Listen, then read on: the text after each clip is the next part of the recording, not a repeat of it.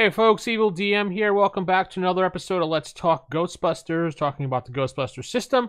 I told you I would follow up with some new house rules for Mystic Arts, as I call it, for the magic rules for the game. So Mystic Arts is the trait that I made up that instead of using the magic that's in the book, which we talked about in the last video, I'm talking about it in this video as a follow-up.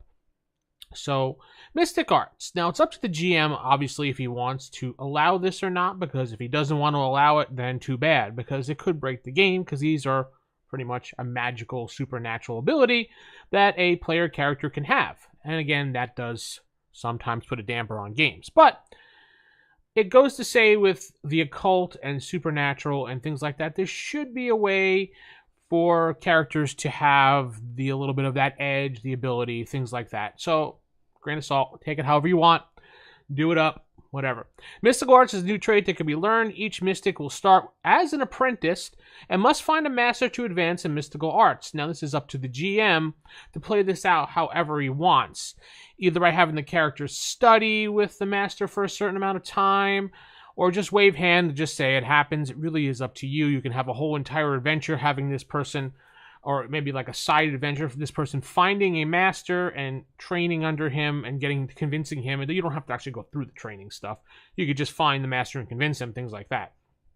Either way, each point in Mystical Arts, this is how you handle it. So each point in Mystical Arts is worth double the amount, just like how magic is in the game book.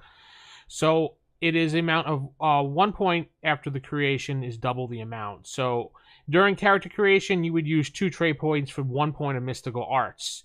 If an established character wants to pick or learn up the trait, I've been toying with this brownie point amount of 60 points for 1 point, or the GM can waive it at 30. It's really up to the GM how they want to do it. My game, I really don't want to play with mystical arts unless I have to.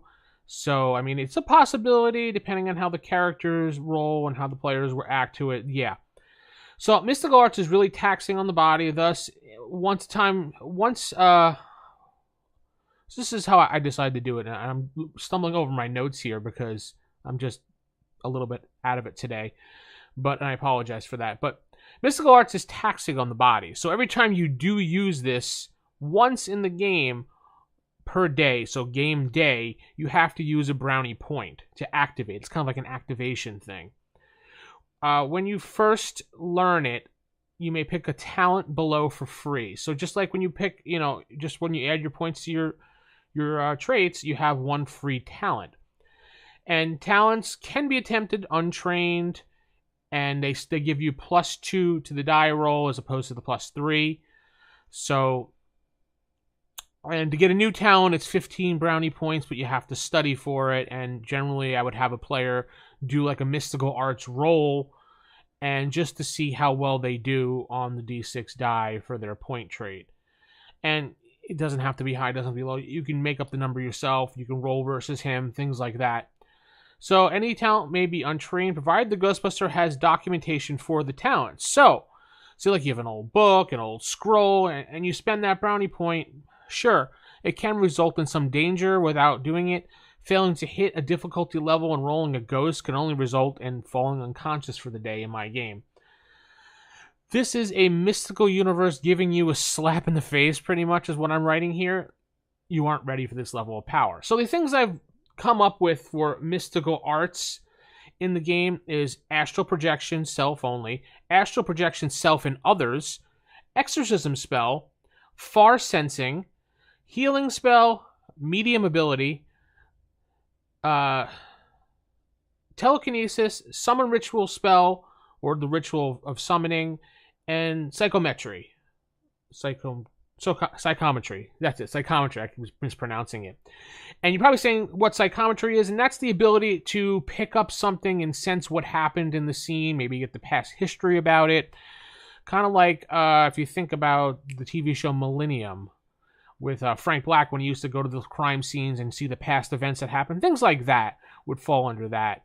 Obviously, the summon ritual spell, summon ritual can be reversed to send back. It can be used, someone can use that ability also to figure out how a certain ghost was brought to an area, things like that. Far sensing is the ability to sense ghosts over a period of space and that you're in. Astral projection is basically what it says, self and other. Exorcism spell is kind of think supernatural, how they used to do it in the early seasons when Sam used to chant the exorcism spell and the demon would either relieve the body or fight it, depending on basically how high he rolled. Healing spell, self-explanatory. Medium, the ability to channel ghosts and talk to them, things like that. And telekinesis, self-explanatory, move things with the ability of telekinesis. Summon spell, as we went over. So that's basically how I do mystic arts, and that's the new way I'm doing it in my games going forward. Now, you may not like it. You may think, hey, that's a cool idea. Let me build upon it. Why not? Go for it.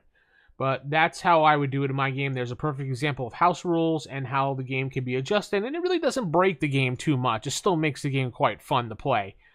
But tell me what you think, and let me know. And Busted makes me feel good, right?